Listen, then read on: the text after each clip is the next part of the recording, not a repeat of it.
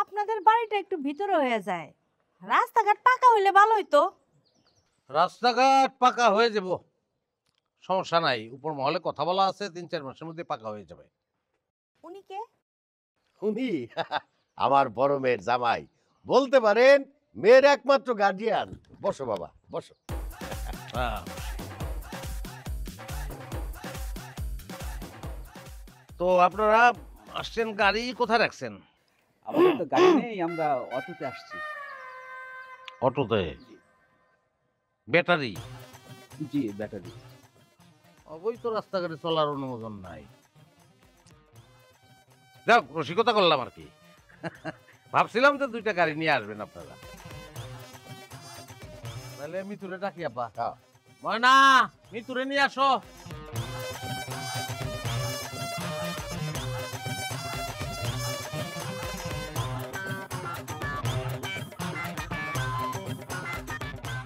এই যে আমার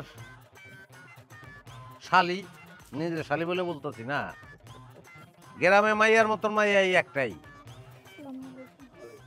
কোনো ধরনের ব্যাড রেকর্ড নাই। তা তুমি কি রান্না বান্না জানো? রান্না বান্না? ও রান্না বান্না জানতে হবো কেন? ও তো রান্না বান্না করে খাবে না, কাজের মেয়ে রেখে দিবেন, যা কাজ করে সব কাজের মেয়ে করবে। আসলে আমি যেই বেতন পাই তাতে আমি কাজের লোক রাখতে পারি, কিন্তু নিজের কাজটা নিজে করাটা আমি পছন্দ করি। সুন্দর কথা, খুবই সুন্দর কথা, শুনতে ভালো লাগে। কিন্তু এইসব কথাবার্তা বলে গরিব মধ্যবিত্ত ছাড়া তারা, যাদের টাকা আছে তারা এই ধরনের কথাবার্তা বলে না। নিজের কাজ বলে কিছু নাই। টাকা না থাকলে সব কাজে নিজের, আর টাকা থাকলে সব কাজ পরে। যেমন আমি কোনোদিন পাও ধুই না, কারণ পাও ধুয়ে ধরনের লোক আছে, পাও ধুই ক্যাশ লুয়ে চলে যায়।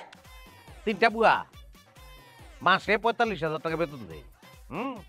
15 লাখের উপরে মাসিক ইনকাম আমার। হ্যাঁ, যেমন নাই তেমন দেয়, এই আর কি।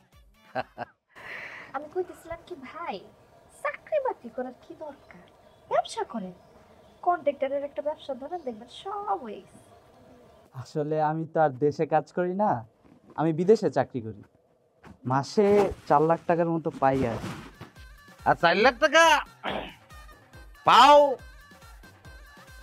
ঠিক আছে, কিন্তু এটা তো চাকরি করো যে কারণে পাও, এটা তো যথেষ্ট না। এই আমি একজন স্কুল মাস্টার ছিলাম, চাকরি করতাম, ছেড়ে দিয়েছি, ছেড়ে দিয়ে ব্যবসায় নামছি। এখন 15 লাখ ইনকাম করি, স্বচ্ছন্দে জীবন চলতেছে। আপনি শিক্ষকতার মতো মহান পেশা ছেড়ে দিচ্ছেন? কারণ মোহন পয়সা টাকা দেয় না, জীবনের জন্য টাকার দরকার আছে। ব্যবসায় নামছি, ব্যবসায় টাকা পাইতেছি, জীবন ভালো চলতেছে, টেনশন নাই। কি আব্বা, আমি কি ভুল বললাম? একদম ঠিক কথা বলছো জামাই, তুমি যেটা বলবা সেটি তো ঠিক। আসো আমার লাগে। আর কি হইছে, এখানে আছিস কেন? মিতুরে যে পাত্রপক্ষরা দেখতে এসে, আব্বা আমাকে 2 জামাইরে ডাক না দিয়া পাত্রপক্ষের সামনে কেমনে বসে গেল মা? কাজটা কি সে ঠিক করছে? আবার আমি কিছু কইলে আমার রাগ দেখায়। আরে এই কথা তোরা আমারে কইতেছস কেন? তোর আব্বাই ডাকে নাই তো কি হইছে? 2 জামারে এনে যাইতে কও। আব্বাই না ডাকলে যাইবো কেন? আব্বার কি উচিত ছিল না তারপর একটা বার ডাক দেওয়া? মিষ্টি অনেক বেশি বেশি হয়ে যাইতেছে, এটা একটা বিহিত করণ লাগবো। হ্যাঁ আপা, তুমি ঠিকই কইছো। মেয়ে আমাদের পছন্দ হয়েছে, আপনারা যদি বলেন তাহলে আমরা আজকেই কাবিন পড়ায় যাইতে পারি, ছেলের ছুটি কম।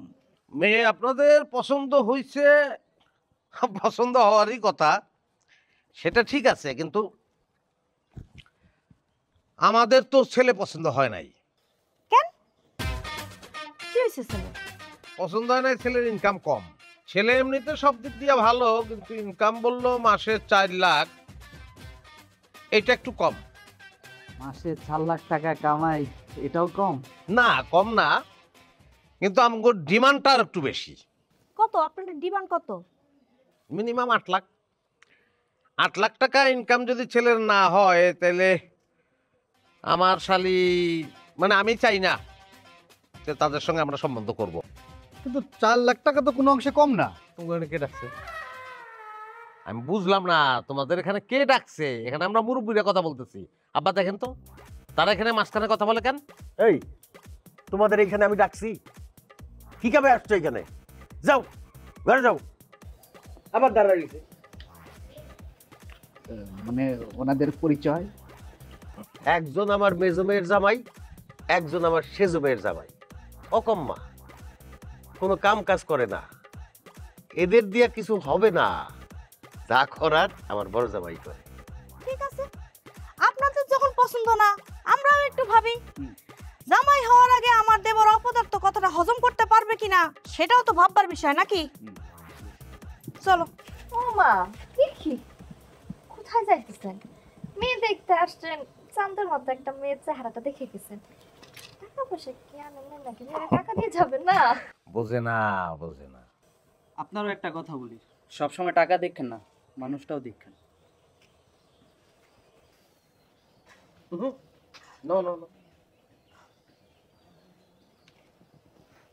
আপনাদের একটা কথা বলি, আপনাদের ফ্যামিলিতে গোদ আছে, গোদের উপর বিস্ফোরণ আছে। আপনাদের সংসারে গোদ হইলো আপনার ভাই, আর গোদের উপর বিস্ফোরণ হইলো আপনার ভাবি। আপনার চেয়ে তারা দুজন একটু বেশি বুঝে। যে সংসারে মেয়ে মানুষ বেশি বুঝে সেরকম ফ্যামিলির সঙ্গে তো আমরা আত্মীয়তা করব না। আপনারা যান, ব্যাটারির গাড়িতে উঠা পড়েন। চলো চলো। আপনি চিন্তাই করেন না, মিতুল লেগের থেকে বহুত ভালো পাত্র আমি জোগাড় করতেছি। আমি তো চিন্তা করি না। আরে আরে তোরা কই যাস? কই যাইতাছি তুমি এখনো জিগাইতাছ আম্মা? দয়া কইরা আর লজ্জা দিও না। আচ্ছা যাইতেছে, যাক না। আপনার একটা কথা বলি আব্বা, আপনার এই পয়সাওয়ালা জামাইয়ের জন্য যে অপমানটা আমাকে করলেন, জীবনে কোনোদিনই এই অপমান ভুলুম না। আপনার এই বাড়িতে আর জীবনে কোনোদিন পা ফালামু না। আর যদি কেউ মরেও যায় আমাকে কোনোদিন খবর দিবা না। এখন করে দাও। এখন যদি তুমি না খাও তাহলে বইটা মনে সম্পর্ক ঠিক থাকবে না। আব্বা, 1 বছর আগে মিষ্টির বিয়ার সময় যখন আইছিলাম, তখন আমাদের সঙ্গে কি ব্যবহার করা হয়েছিল, কি ব্যবহারটা আপনি করছিলেন, কি ব্যবহার আম্মাই করছিল, কি ব্যবহার তোমরা করছিল, তোমাদের মনে আছে? মনে আছে আব্বা আপনার? মনে নাই? আমি মনে করাই।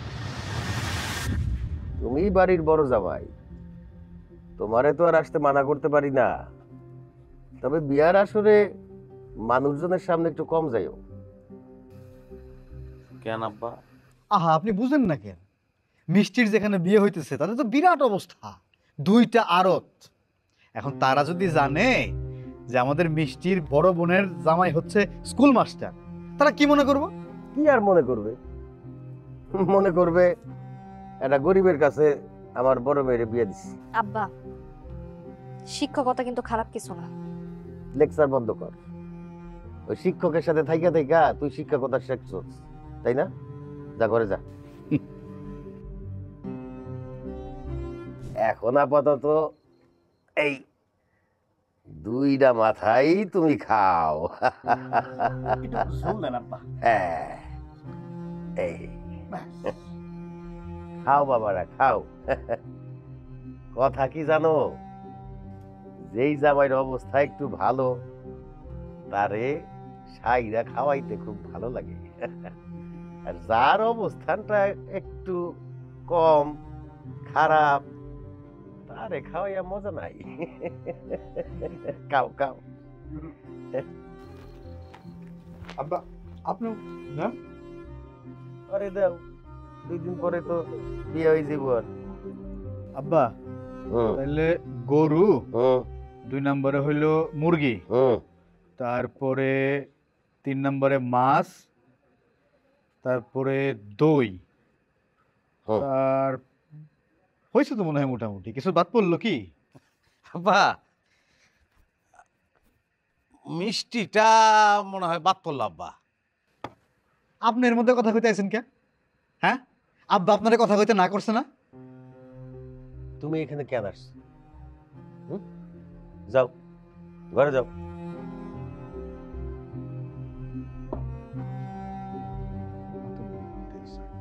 লেখো, মিষ্টি লেখো, আসল জিনিস তো লেখো নাই। তোমার যাইতে কি কইছে? তারা তোমার সাহায্য চায় না, তোমার একবারে জানার দরকার আছে? এই শেষ। আর কোনোদিন তোমার হলে আমি এই বাড়িতে আনবো না। আসমো, আমি যে একজন শিক্ষক, আমি যে শিক্ষা দেই, এটা বুঝাই দাও না লিখে আসবো। আবার যখন আমার টাকা ছিল না তখন আমার কদর ছিল না, তখন কদর ছিল আপনার এই দুই জায়গায়, আমার কদর তাদের থেকে কম ছিল। আর যখন আপনি দেখলেন যে আমার টাকা বেশি হয়েছে তাদের চেয়ে বেশি, তখন তাদের কদর নাইমা গেল, আমাদের কদর হয়ে গেল। খালি স্বামী স্ত্রীর ব্যাপার না, আমার মতো এরকম অসৎ শ্বশুর থাকলে জামাইরা তো অসৎ হইবই। আমারে তোরা মাফ করে দে, মা, মাফ করে দে। ভাই আপনি মুরব্বী মানুষ, আদর করে আমার কাছে মাফ চাই না। খালি একটা অনুরোধ, আপনার তো ছেলে নাই, আপনার মেয়েরা আর মেয়ের জামাইরা সন্তান তুললই তো সবাই, সব সন্তান রে এক নজরে দেখে। হাতের পাঁচটা আঙুল তো সমান হয় না, সবগুলো আঙ্গুলি তো আপনার, সমান নজরে দেখে নিয়ে আসবে, আর কোনো চাওয়া নেই। মৃত্যুর বিয়ার এখন কি হইব? আমার চিন্তা করেন না, এই পোলার সঙ্গেই মিতুর বিয়ে হইব। কিন্তু এই ছেলে কানাডা থাকে না, আমার স্কুলে চাকরি করে, মেধাবী ছেলে, ভালো ছেলে। আমি এই ছেলেটার সঙ্গে মিতুর বিয়ে দিতে চাই, যদি আপনাদের আপত্তি না থাকে। বাবারে, আমার আপত্তি অনাপত্তির কিছু নাই। আমার তো ছেলে নাই, তোমরাই আমার ছেলে। তোমরা যেটা সিদ্ধান্ত নিবা সেইটাই হবে। তবে তোমাদের কাছে আমার একটা অনুরোধ, তোমরা আমার ছেলে হয়েই থাকবে। আর আমিও কথা দিতেছি, আমি আমার সন্তানদের সাথে কোনোদিন আর বৈষম্য করব না। আব্বা আপনারে অসংখ্য ধন্যবাদ। আজকে আমরা আসলে সবাই সবার কাছে খুব মুক্ত হয়ে গেলাম, খুব ভালো আলোচনা হইলো। কিন্তু আমাদের সবার মধ্যে একটু দুঃখ ঢুকে গেছে, দুঃখটা চাই না। মিতুর বিয়া উপলক্ষে যারা আইছিল তারা তো কিছুই খায় নাই, হ্যাঁ, এগুলা সদ্ব্যবহার আমরা করি। 1 2 3 4 5 6 7 মানুষ কিন্তু বেশি আছে। মিতুর জামাইয়ের লিগে একটা মিষ্টি কিন্তু আলাদা রাখতে হবে, সবাই বেশি বেশি খান না, বা সর্বত্র খান। আপনারা দিয়ে শুরু করি। হ্যাঁ, নাও। আগর না